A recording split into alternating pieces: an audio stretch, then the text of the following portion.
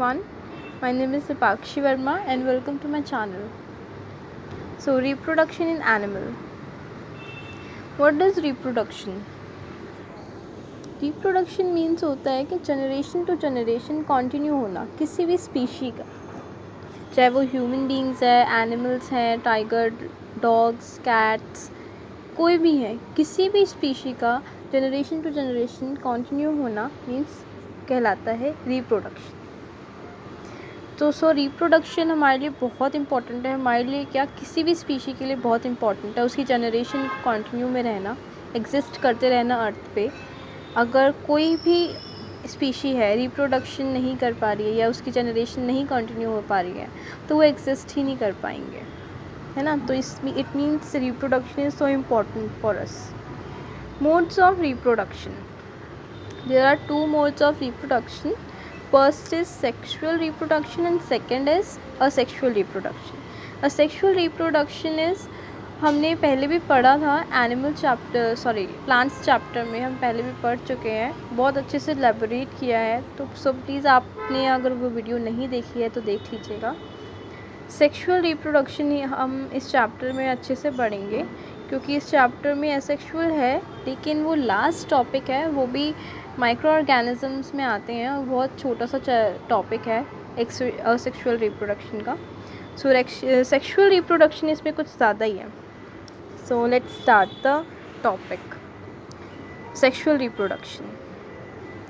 अब sexual reproduction वो होती है जब कोई भी स्पीशी का मेल और फीमेल दोनों के गैमेट्स फ्यूज़ होते हैं, उसे कहते हैं सेक्सुअल रिप्रोडक्शन. अब मेल गैमेट्स में कौन कौन से पार्ट्स हेल्प करते हैं और फीमेल बॉडी में कौन कौन से पार्ट्स हेल्प करते हैं वो इस चैप्टर्स में हम पढ़ेंगे. Okay. Male and female have different reproductive part और organ. Like plant, the reproduction part in animal also produce gametes to fuse zygote. अब इसकी थोड़ी सी समरी है. जब मेल और फीमेल दोनों के गैमेट्स फ्यूज़ हो जाते हैं उसे कहते हैं फर्टिलाइजेशन. और इन सब टॉपिक को हम फर्दर एलैबोरेट करके भी पढ़ेंगे, लेकिन ये सेक्सुअल रिप्रोडक्शन की छोटी सी समरी है कि ये सेक्सुअल रिप्रोडक्शन होती क्या है. तो आपके लिए एकदम सिंपल सा है कि मेल और फीमेल बॉडी में मेल और फीमेल गैमेट्स जब फ्यूज़ करते हैं तो फर्टिलाइजेशन होता है ना. और उस फ्यूजन को ही कहते हैं sexual reproduction. Male reproductive organs.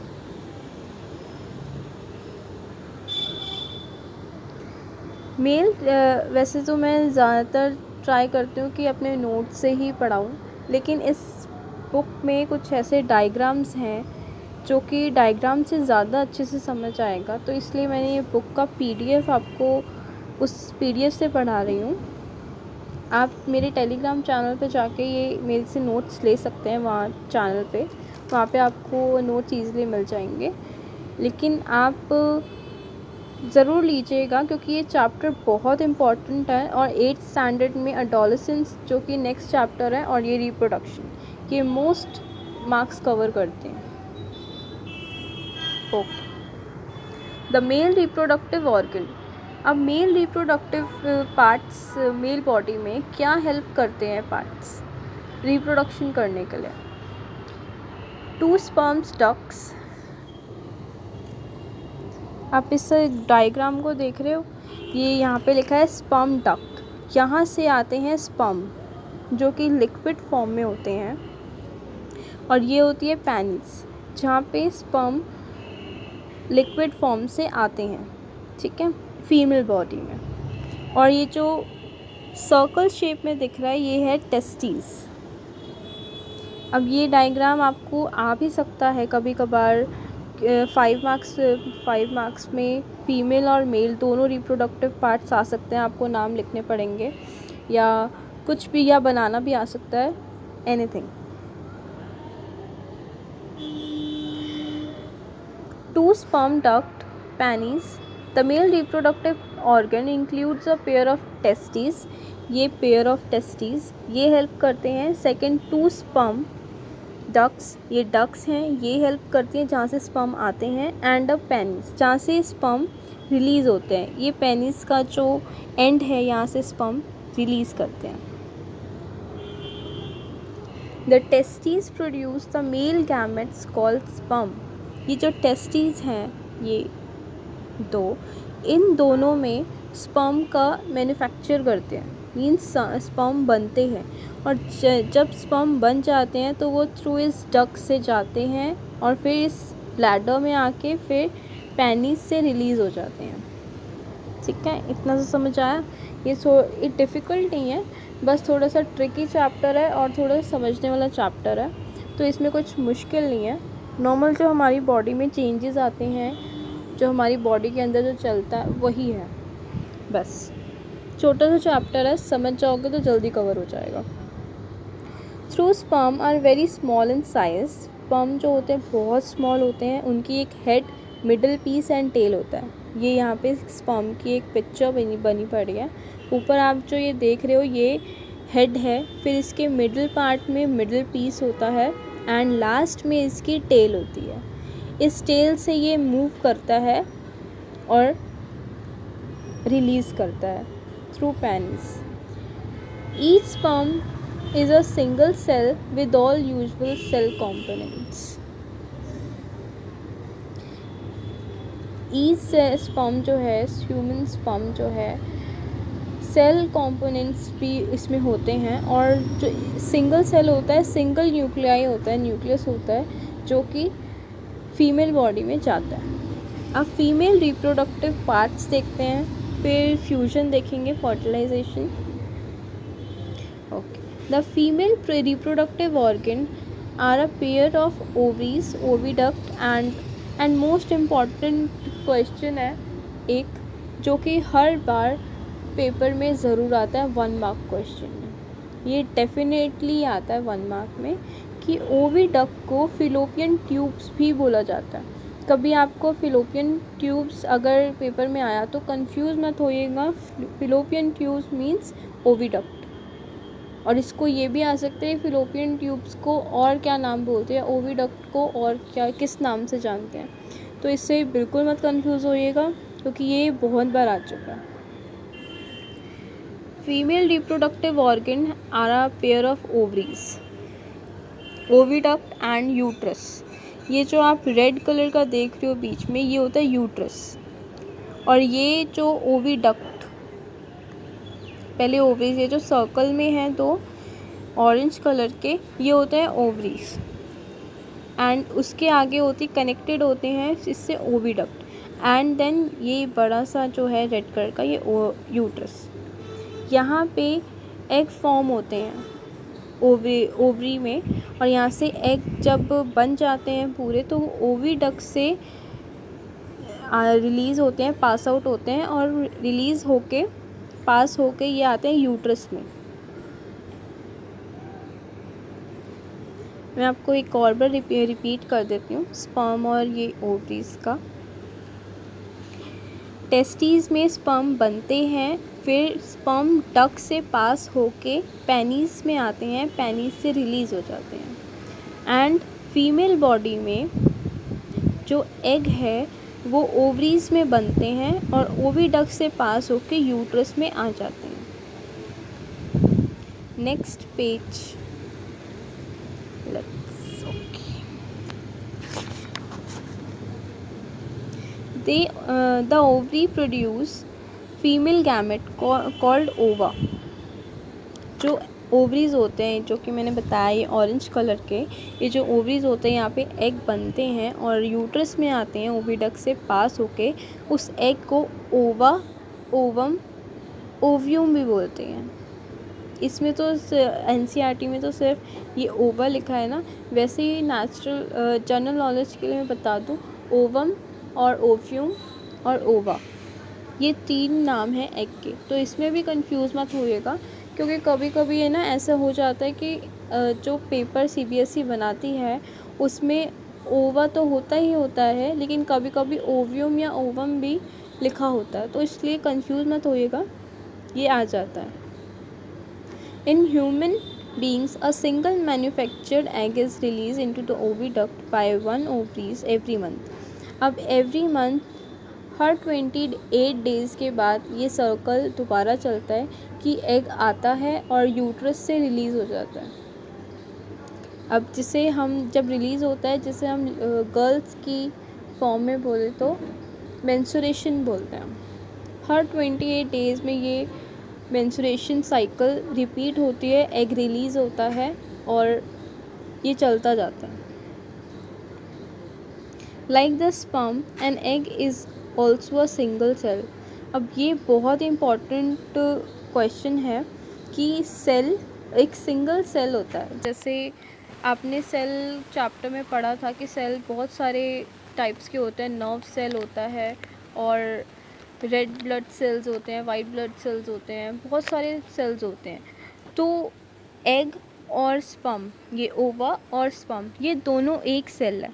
अब ऐसा नहीं है कि ये दोनों एक ऑर्गन है या टिश्यू है, ये टिश्यू भी नहीं है और सेल एक सिंगल सेल है। मीन्स ना एक टिश्यू है ना एक ऑर्गन है, ये सिंगल सेल है। तो ये ट्रू फॉल्स में लाइक आ जाता है 1 मार्क क्वेश्चन में, या ट्रू फॉल्स में मोस्टली दे देते हैं। Fertilization, the first step in the process. अब fertilization, what is process fertilization? Fertilization होता है जब एग और स्पर्म दोनों आके फ्यूज़ होते हैं फीमेल बॉडी के अंदर, ठीक है, कि स्पर्म और जब बॉडी के अंदर ही होता है, यूट्रस में स्पर्म आके जब एग में फ्यूज़ होता है तो न्यूक्लियस दोनों का एक ही बन जाता है।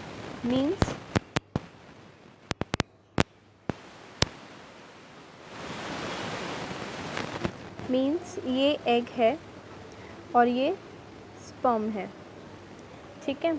अब इसका एक ये न्यूक्लियस है और इसका भी एक ही न्यूक्लियस है इस सेल का, ठीक है। अब ये दोनों, ये एग है और ये न्यूक्लियस इसमें फ्यूज़ हो रहा है, इसमें आ रहा है, ठीक है। तो दोनों के न्यूक्लियस एक हो जाएंगे, मीन्स प्लस हो जाएंगे। ये एक का न्यूक्लियस है, ये एक का न्यूक्लियस है, दोनों ऐड हो जाएंगे, एक न्यूक्लियस बन जाएंगे।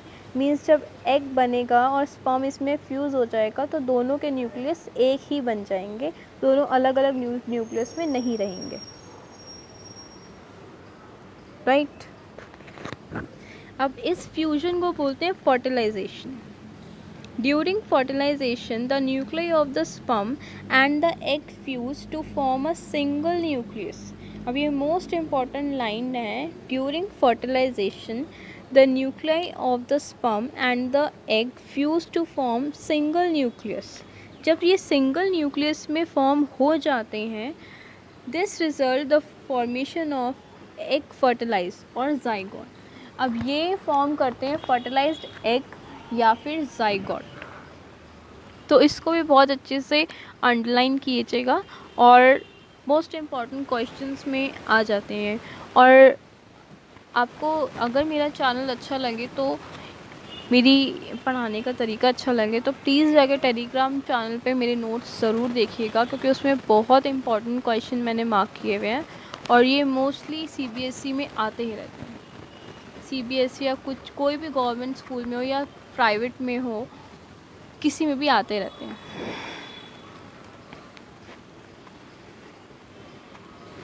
अब हाँ, ये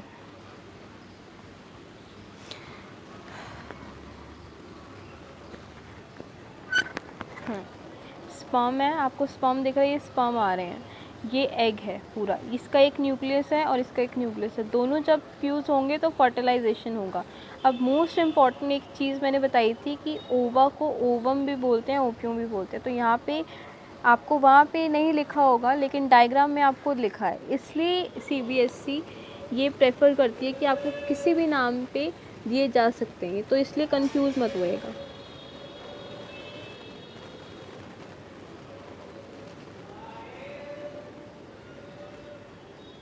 जाइगोट, अब ये फ्यूजिंग देख रहे हो, फ्यूजिंग न्यूक्लियस, अब ये दो न्यूक्लियस है, एक और ये दो, अब ये दोनों फ्यूज़ हो रहे हैं, एक न्यूक्लियस बन रहा है, तो इसका मतलब फर्टिलाइज एग हो गया है।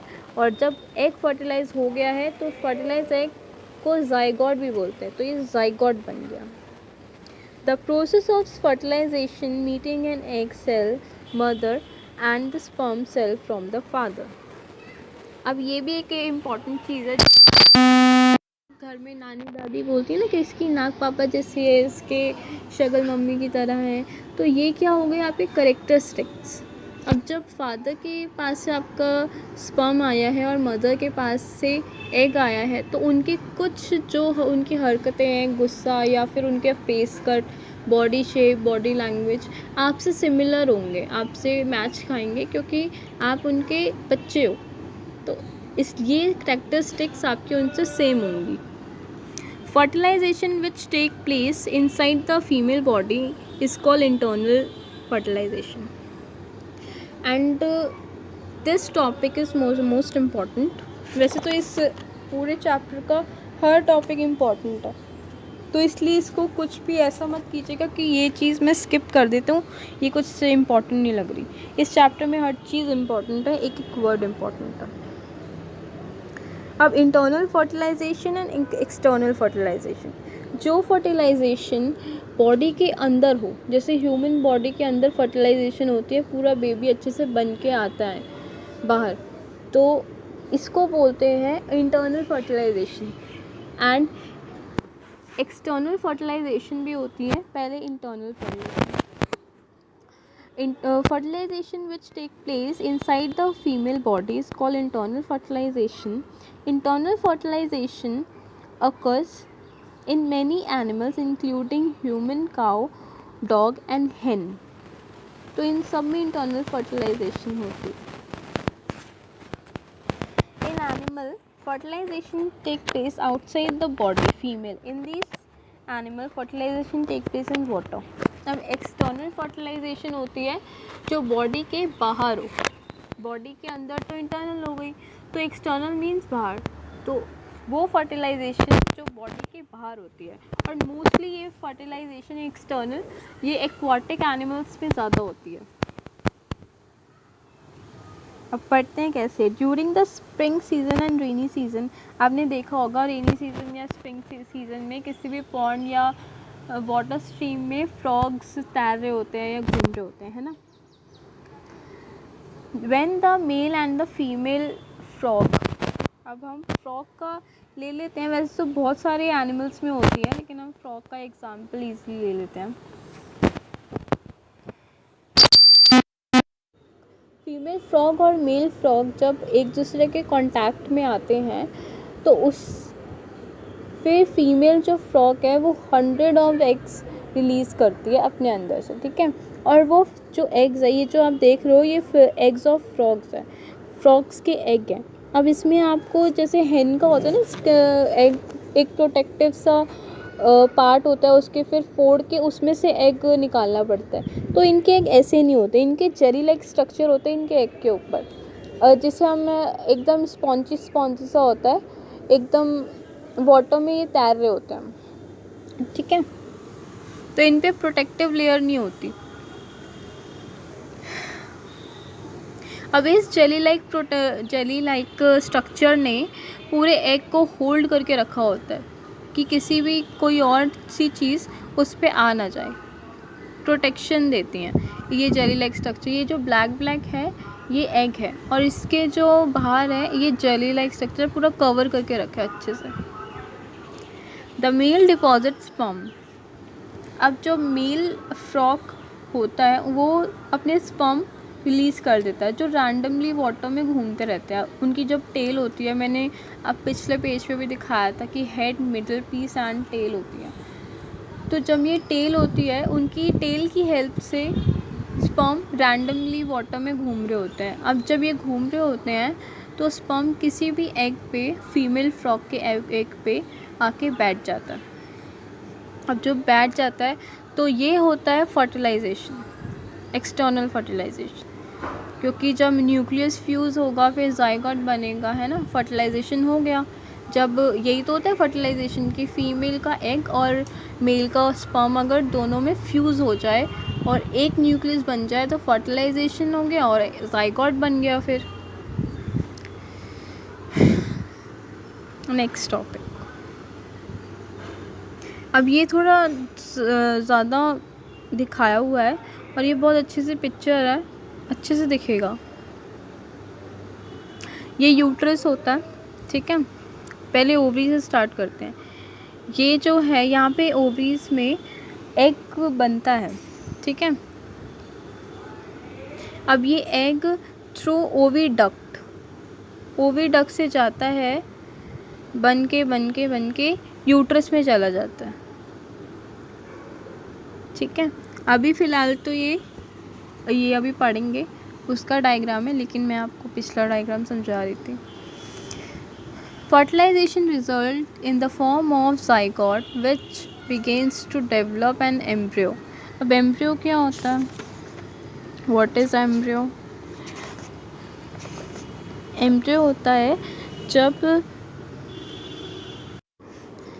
एम्ब्रियो ज़ाइगोट डिवाइड्स करता है रिपीट बार ज़ाइगोट डिवाइड होता है और फॉर्म करता है बेबीज़ का। बेबी के जब अलग अलग पार्ट्स फॉर्म होना स्टार्ट हो जाते हैं, जैसे हेड बन रहा है, हैंड्स बन रहा है और लेग्स बन रहे हैं ना, तो जब ये सेल में डिवाइड होता है और बेबी का पूरा फॉर्म स्ट्रक्चर बनता है, उसे कहते हैं embryo. And embryo continue develop in uterus. अब यूट्रस में, अब जो बेबी है वो रहता है यूट्रस में। आप यहाँ पे पिक्चर्स देख रहे होगे, ये जो वॉल है पूरी यूट्रस है और इसके अंदर बेबी है। अब gradually develops body parts such as hands, legs. अब ये जो जितने भी पार्ट्स है, हैंड्स, उसका हेड, मुंह, आँखें, आइज़ और लेग्स, जितने भी आइडेंटिफाई हो, मतलब अच्छे से पूरा डेवलप्ड हो जाए बेबी, उसे कहते हैं foetus. The body parts can be identified is called foetus. When the development of fetus is completely, the mother gives a birth to a baby. अब ये नीचे भी ये डायग्राम है फीटस का। Internal fertilization take place in hen also, but two hen give birth to a babies like humans and cow. अब internal fertilisation तो बहुत सारी आपने देखी होगी, बहुत एनिमल्स में इंटरनल फर्टिलाइजेशन होती है, लेकिन एक्सटर्नल जो होती है एक्वाटिक एनिमल्स में होती है, लाइक फिशेस होती है, स्टार फिश, फ्रॉग्स, बहुत सारे एक्वेटिक एनिमल्स में एक्सटर्नल होती है। Soon after fertilization, the zygote divides repeatedly, travels down to the oviduct. As it travels down, many protective layers and form around it. अब hen की बात हो रही है इसमें, ठीक है। ये इसी डायग्राम से समझ लेते हैं। सपोज़ ये hen का पूरा स्ट्रक्चर है, यूट्रस है, ठीक है। इसमें जो ओवरी है इसमें बनते हैं उसके एग्स के सेल्स, ठीक है। अब जो ज़ाइगोट है वो डिवाइड होता रहता है, ठीक है। जैसे 2 न्यूक्लियस बना, फिर 2 सेल्स बन गया, सेल्स के बाद 4 सेल्स बन गया, इसके न्यूक्लियस और डिवाइड हो गए, फिर और डिवाइड, देखो कितने सारे हो गए ना इसमें डिवाइड होके। तो ये जब डिवाइड होता रहता है, इस पर एक प्रोटेक्टिव लेयर चढ़ती रहती है। जैसे आप ये देख रहे हो कि थोड़ा सा वाइट है, इसमें थोड़ा ज़्यादा वाइट है, फिर वाइट है, फिर वाइट है, फिर और ज़्यादा वाइट है। तो ये वाइटनेस जो है ये दिख रही है प्रोटेक्टिव लेयर की, जिससे hen में आप देखते हो वाइट कलर का, उस पर पहले आप चम्मच से फोड़ते हो, फिर उसके अंदर से एग रिलीज़ होता है, मतलब एग निकलता है ना। तो ये प्रोटेक्टिव लेयर जैसे जैसे न्यूक्लियस डिवाइड होते रहते हैं, सेल डिवाइड होते रहते हैं, उसके अंदर से एक प्रोटेक्टिव लेयर उसके ऊपर और चढ़ती रहती है। ओविडक्ट से पास आउट होते रहते हैं, तो वैसे ही उसके ऊपर प्रोटेक्टिव लेयर चढ़ती रहती है, और वो प्रोटेक्टिव लेयर होती है उसका हार्ड शेल वाइट कलर का।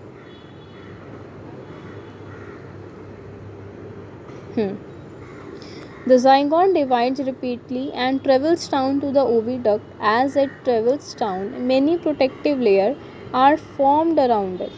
The hard shell that you see in the hen's egg is one such protective layer. Okay, after the hard shell is formed around developing embryo, उसके बाद जब protective layer पूरी complete हो जाती है, cover हो जाती है, hen एक एग रिलीज़ करती है और वो एग जो है अंदर से जब उसका चिक पूरा फॉर्म हो जाता है, मीन्स उसका पूरा बेबी बन जाता है, तो 3 वीक्स बाद वो चिक बाहर आ जाता है, hen का बेबी। ठीक है, तो hen, क्योंकि वैसे इसमें कुछ डिफरेंट नहीं है, सारा सेम ही है। अब आते हैं viviparous and oviparous animal. Viviparous animal वो होते हैं जो यंग वंस को जन्म देते हैं, means the animal which give birth to young ones called viviparous. अब इसमें ह्यूमन बींग्स हो गए, काउस हो गए, क्योंकि वो एग नहीं देते, वो सीधा बेबी को जन्म देते हैं। और ओविपैरस वो होते हैं जो एग देते हैं, मीन्स जैसे hen एग देती है और हम ह्यूमन बींग्स जो है वो जन्म देते हैं बच्चों को। ठीक है, तो ये नॉर्मली ये ज़्यादा थोड़ा इम्पोर्टेंट तो नहीं है विविपैरस और ओविपैरस, लेकिन 1 मार्क क्वेश्चन में इसका डिफरेंस ज़रूर आ जाता है। The eggs of a few animals are easy to observe because their mother lay themselves outside their body. These are example of a oviparous animal. अब ओविपैरस के मैंने एक एग्जांपल दिए, आप कमेंट बॉक्स में और एग्जांपल मुझे ज़रूर बताइएगा। Young ones to adult.